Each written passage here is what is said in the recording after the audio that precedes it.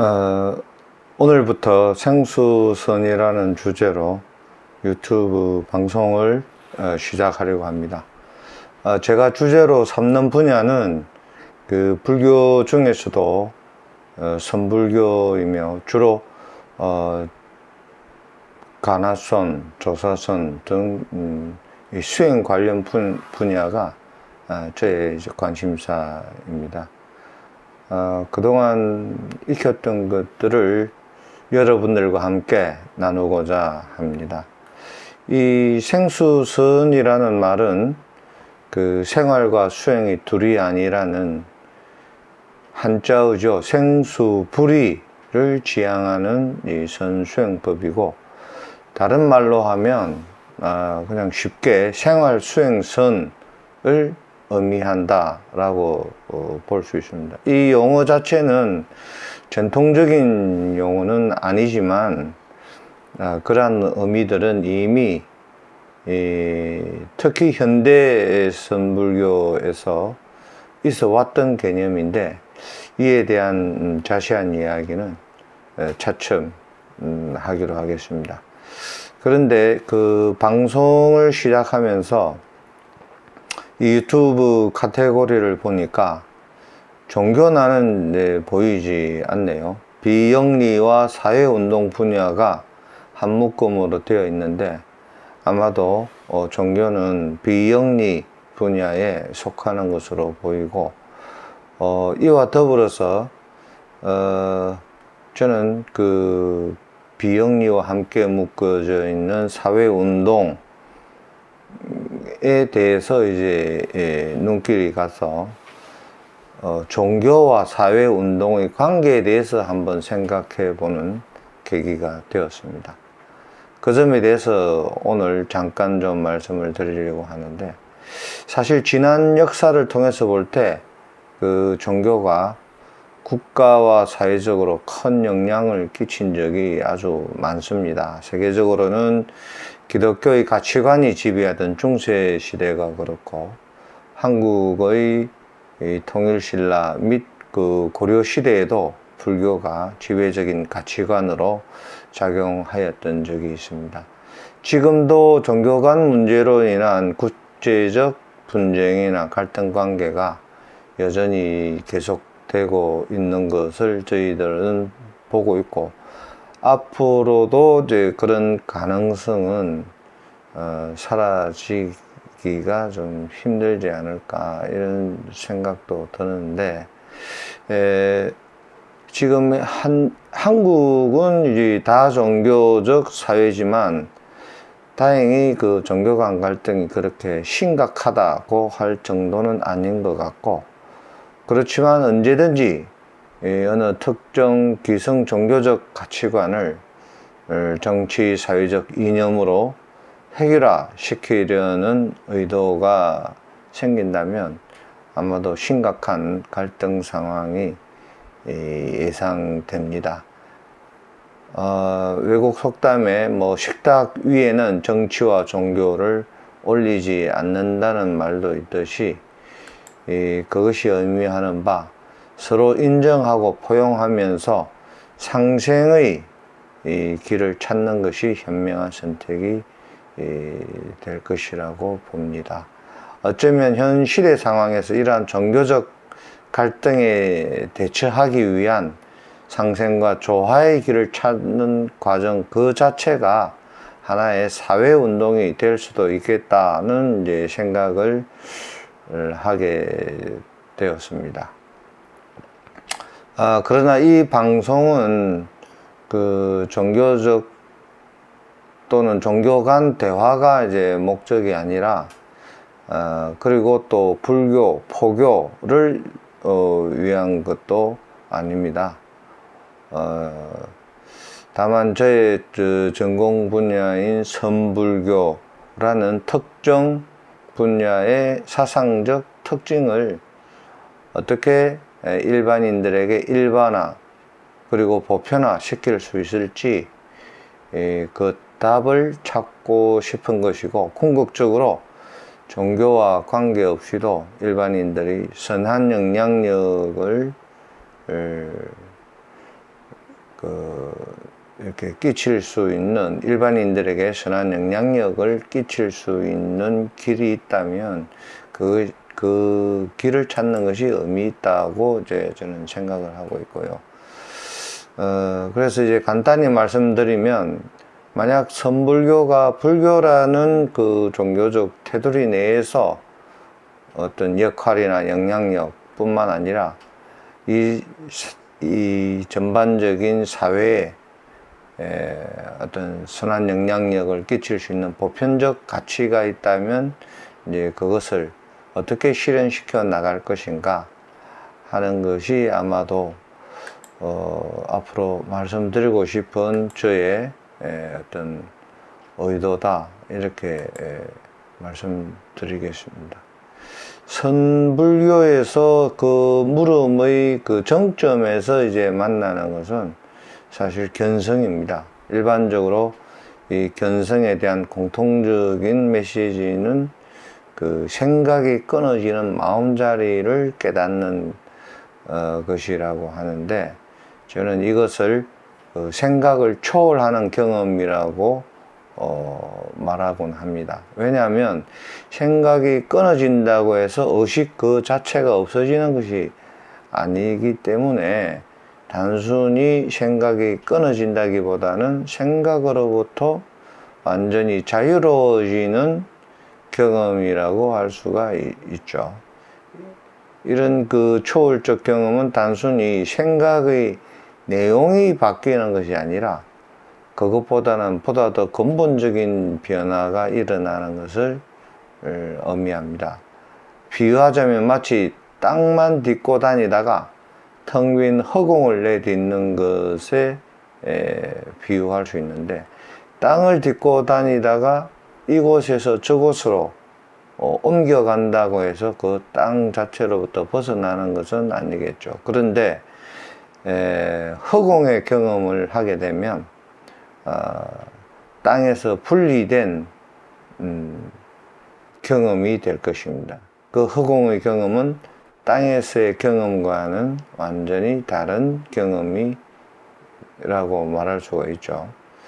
여기서 이 땅이 생각이라고 비유한다면, 허공은 그 생각이 닿지 못하는 마음의 바탕자리라고 할 수가 있습니다. 이처럼 단순히 생각이 바뀌는 것이 아니라 근본적인 틀이 바뀜으로써 이에 따라 동시에 인식의 전환도 가져올 수 있게 되는 것이 그 견성 경험의 체험이라고 할 수 있겠습니다. 그것은 그 마음자리가 어떤 것으로부터도 오염되지 않고 물들지 않는 그 청정성을 표현하는 것인데, 이 청정한 마음자리를 우리의 그 본래 성품의 성격이라고 말할 수 있습니다. 이와 같은 그 우리 본래 마음, 본래 성품의 그 청정성 때문에 온갖 번뇌로부터 자유로울 수 있게 되고, 이 번뇌로부터 벗어나는 것이 견성의 진정한 의미라고 이제 할 수가 있습니다. 그런데 이 견성은 말이나 생각, 문자나 개념, 이런 것으로서는 이제 파악할 수가 없고, 어디까지나 초월적, 그리고 체험적으로 초월적 경험을 체험적으로 스스로 증명하는 것입니다. 그것은 그 마음, 그런데 이 견성의 체험과 함께 이제 고려되어야 할 것이 있는데, 그것은 견성을 하거나 말거나, 즉 견성 여부에 관계없이 이미 우리는 그 청정한 본래 마음을 바탕으로 이 현상계의 모든 생명활동, 즉 생활을 유지해 나가고 있다는 것입니다. 다시 말하면 비유컨대 흰 백지 위에 점과 선으로 그림을 그려가면서 하나의 그 작품을 완성하듯이 텅 빈 공간 또는 허공과 같은 이 마음자리를 바탕으로 순간순간 생활을 통해서 자기 인생이라는 하나의 작품을 완성해 나가는 것에 이제 비유할 수가 있겠죠. 자, 그러면 견성 여부에 관계없이 이러한 우리 생활이 이루어지고 있다면, 견성이 주는 그 의미는 무엇인가? 라는 이제 의문이 이제 생길 수 있겠죠. 견성 또는 이제 생각을 초월하는 경험은 제가 또 비유를 들겠습니다. 이와 같이 이제 비유를 드는 것이 보다 직관적인 이해에 좀 도움이 될 것 같아서 어쩔 수 없이 좀 제가 비유를 좀 자주 드는데 한번 이제 들어보시죠. 이 견성의 경험은 마치 그 컴퓨터가 우리가 리셋되어서 초기화되는 것에 이제 비유할 수가 있습니다.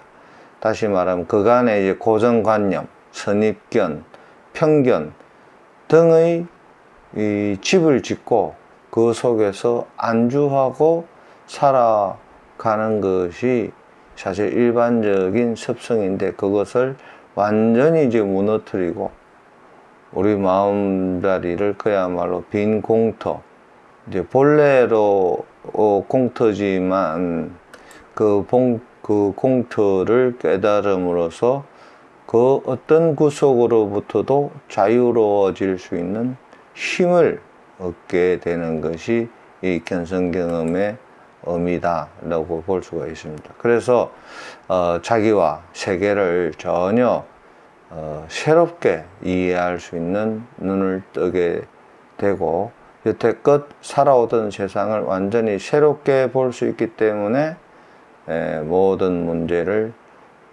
그간에 익숙했던 방식이 아닌 전혀 새로운 또는 다른 방식으로도 쉽게 접근할 수 있도록 우리들에게 기회를 이제 주게 됩니다.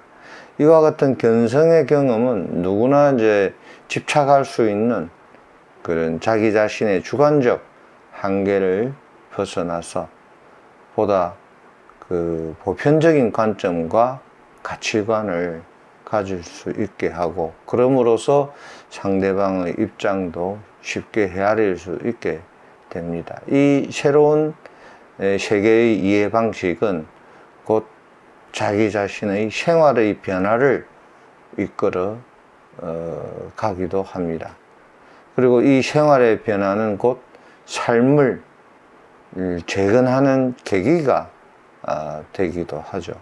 그래서 그것을 일컬어서 인생의 재건축이다 라고 말씀하신 분도 계시는데, 이러한 인생의 재건축에 따라 개인적인 그 인식과 삶의 방식 변화는 나아가서 그 개개인이 구성하는 사회적 관계에 대한 변화도 동시에 이루게 할 수 있을 것이라고 봅니다. 물론 이 사회적 변화는 법과 제도적 시스템이 유도하는 외부적 변화 방식이 있는데, 이에 비해서 개개인의 내면적 변화로부터 비롯되는 그 사회의 변화 방식은